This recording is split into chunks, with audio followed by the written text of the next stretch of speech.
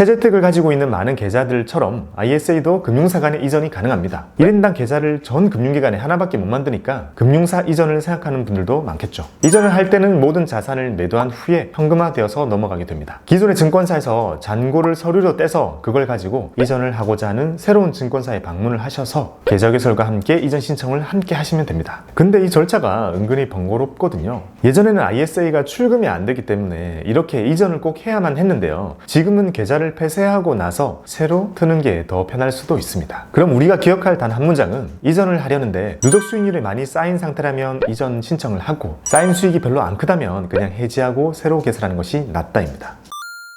ISA의 첫 번째 장점은 나이만 차면 계좌 개설을 할 수 있다는 겁니다. 예전부터 세제특을 가지고 있는 많은 계좌들은 항상 소득 요건, 나이 요건 이런 것들을 가지고 있었습니다. 하지만 ISA는 19세 이상 누구나 개설할 수 있습니다. 심지어 더 어리더라도 소득이 있으면 개설할 수 있게 해주죠. 또한 가입이 가능한 기한이 원래 있었는데 지금은 없어졌기 때문에 이제 언제든 가입할 수 있는 계좌가 되었습니다. 그리고 3년이 지나서 만기가 되면 해지하고 새로 또 만드실 수가 있습니다. 이런 점들을 미뤄보면 아마도 여러분들이 투자 주력 계좌로 ISA를 활용하는 경우가 많아질 것 같습니다.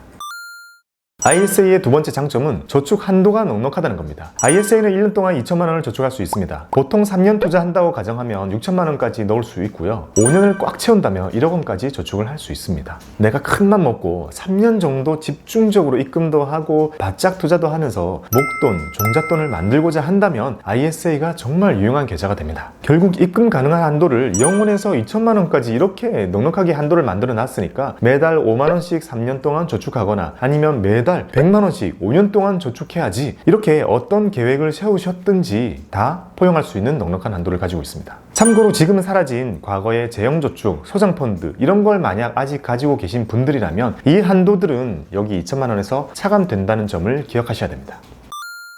ISA의 세 번째 장점은 내 손으로 자산 배분 투자를 할 수 있다는 겁니다. ISA는 내가 선택할 수 있는 자산군이 다양해서 어떤 성향을 가진 투자자든 웬만한 건 다 할 수 있다는 겁니다. ISA를 열고 보수적인 사람은 저축은행 예금만 담아도 충분히 세제혜택을 누릴 수 있고 더 액티브한 사람은 해외 펀드나 ETF를 쭉쭉 나눠서 포트폴리오를 나눠서 담아도 그에 맞는 세제혜택을 얻을 수 있습니다. 그 어떤 성향을 가진 사람이건 3년의 투자 계획을 세웠다면 ISA는 유용한 계좌가 되겠죠. 상품을 담는 것에 비율 제한도 없고 상품을 사고 파는 것에 횟수 제한 같은 것도 없습니다. 내 마음대로 자유롭게 포트를 짜서 투자할 수 있다는 것이 장점입니다. ISA의 네 번째 장점은 수익과 손실을 합산한다는 겁니다. 여러 가지 자산을 담다 보면 어떤 건 플러스가 나고 어떤 건 마이너스가 날 겁니다. 보통의 계좌는 당연히 수익이 난 것에 대해서만 세금을 뗍니다. 손실이 난 건 그냥 마음 아파야만 하죠. 근데 이 ISA는 이 플러스 수익과 마이너스 손실을 합산을 해줍니다. 예를 들어 내가 3년 동안 ISA를 운용하면서 얻은 결과가 수익이 난 걸 다 합하니까 1,000만 원, 손실이 난 걸 다 합하니까 마이너스 800만 원이라면 수익, 손실 퉁쳐가지고 200 플러스 번 걸로 결론이 나오게 되니까 세금이 0이 됩니다. 200만 원까지는 0이니까요. 만약 이게 일반 계좌에서 이런 일이 생겼다면 1,000만 원에 15.4%를 뗐겠죠. 마이너스는 그냥 가슴 아팠을 거고요. 이렇게 여러 자산들을 두루두루 포트폴리오를 짜서 투자를 하고자 하는 매수자들에게는 ISA는 매우 매력적인 계좌가 됩니다. ISA의 다섯 번째 장점은 세제혜택의 한도가 없다는 겁니다. 비과세를 해주는 금액은 고작 200만 원 또는 400만 원입니다. 작기는 작죠. 근데 그걸 넘어서는 건 9.9% 과세. 이게 15.4를 9.9% 줄여주는 것이 우리에겐 크게 체감이 안 될 수는 있어요. 분명한 건 혜택이 작지만 있다는 거죠. 우리가 얻어갈 수 있는 건 작지만 혜택이 확실히 있잖아요. 많이 벌면 많이 벌수록 혜택은 커질 거고 똑같은 걸 일반 위탁계좌에서 할 때보다는 확실히 유리한 장점이 있는 겁니다. 그러니까 만약 나는 어차피 3년 정도는 출금 없이 쭉 투자를 하려고 했던 거라면 여기서 하는 것이 당연히 유리하겠죠. 이렇게 세제 혜택을 받을 수 있는 금액에 한도 제한이 없다는 것은 장점입니다. ISA의 여섯 번째 장점은 중도 인출이 가능한 계좌라는 겁니다. ISA의 3년이라는 의무 기간이 의미하는 것은 해지를 하지 않고 갖고 있는 3년을 의미합니다. 내가 그동안 부었던 돈이랑 그걸로 생긴 수익금 중에서 내가 부었던 그 돈, 원금 부분은 다 출금이 가능합니다. 그러니 3년이라는 시간이 자금이 묶이는 제약의 시간이 아니라 내가 계좌를 이용할 수 있는 시간으로 인식하는 것이 낫습니다. 유의해야 될 건 내가 만약 중도 출금을 했다고 해도 그 금액만큼 그 해의 한도가 다시 살아나는 것은 아닙니다. 출금했던 돈을 내가 다시 입금한다면 그 해에 2천만 원에서 한도는 또 줄어들게 됩니다. 만약 갑자기 큰 돈이 필요해서 목돈을 다 뺐다가 다시 넣어야 하는 상황이 생긴다면 이렇게 한도가 또 줄어드는 걸 염두에 둬야 됩니다.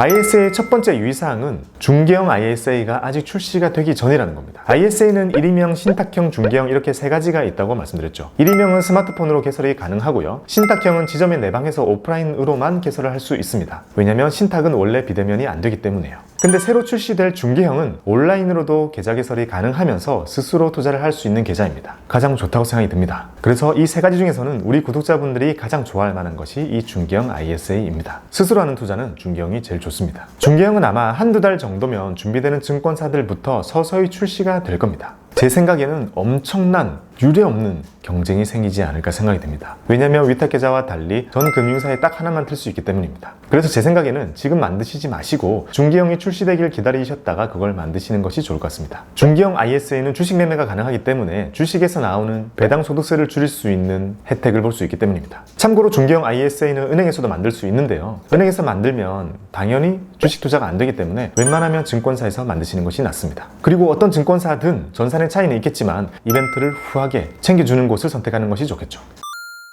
ISA의 두 번째 유의사항은 증권사별로 서비스의 편차가 크다는 겁니다. 아마 모든 계좌의 종류들 중에서 ISA가 증권사별로 편차가 가장 큽니다. 주식을 하려고 해도 어딜 가도 비슷하고 CMA를 하려고 해도 어디 가도 다 비슷비슷하죠. 근데 ISA는 그동안 인기가 너무 없었기 때문에 전산에 그렇게 큰 힘을 안 썼죠. 그래서 ETF 매매가 되는 데도 있고 안 되는 데도 있고 리츠가 되는 데도 있고 안 되는 데도 있고 전화로만 주문이 되는 데도 있고 수수료 차이도 정말 심하게 납니다. 기존의 신탁형 IS만 비교해 봤을 때는 미래세 대우가 모든 조건에서 압도적으로 좋았었거든요. 그래서 그걸 강조해서 말씀을 드렸었는데요. 아무래도 우리에겐 지금 그걸 트는 것보다는 다가올 중개형 ISA가 중요하다고 생각이 되고요. 그거 나오고 나서 가능하다면 제대로 비교 영상을 한번 만들어 보겠습니다.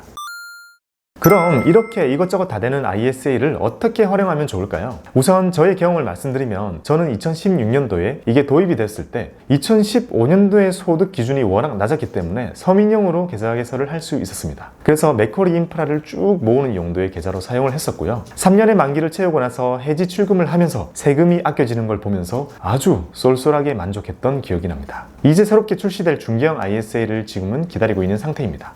중개형 ISA의 활용법에 대해서 말씀드리겠습니다. 먼저 신탁형과는 다르게 예적금 상품은 매수할 수가 없고요. 국내 주식은 가만히 생각해보면 원래는 수익을 보면 비과세잖아요. 이 계좌에서도 수익을 보면 여전히 비과세고요. 대신 수익을 봤을 때는 손익통산에 합계해주지는 않습니다. 반대로 손실을 봤을 때는 손익통산에 합계가 됩니다. 그래서 국내 주식을 하기에도 ISA 계좌는 여전히 좋은 계좌인 거죠.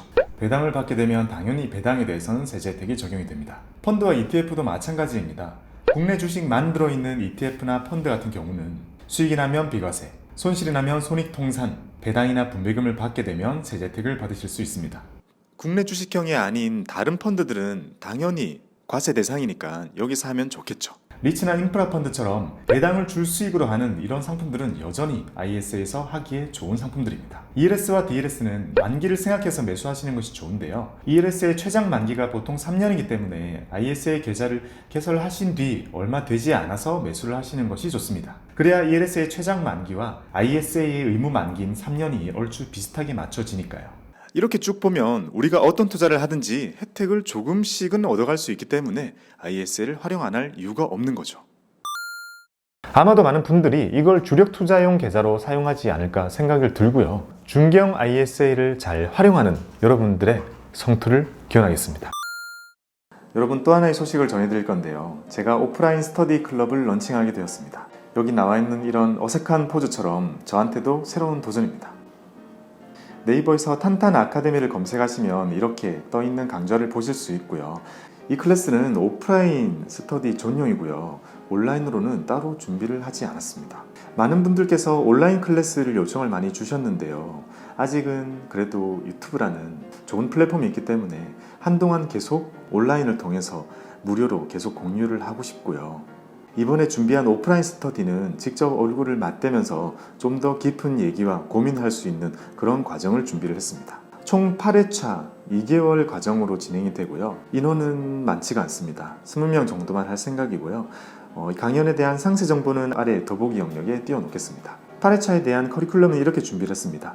인트로와 마인드 챕터 1, 챕터 2는 주식과 해외 주식, 챕터 3는 채권, 챕터 4는 금과 달러, 챕터 5는 펀드와 ETF, 챕터 6는 배당주와 리츠, 챕터 7은 연금과 IRP, 그리고 마지막 챕터 8은 직접 내 손으로 나의 포트폴리오를 만들어 보는 것까지 함께 진행해 볼 계획입니다. 이 오프라인 과정 외에도 여러분들께 인사드릴 수 있는 다양한 활동을 하도록 노력하겠습니다.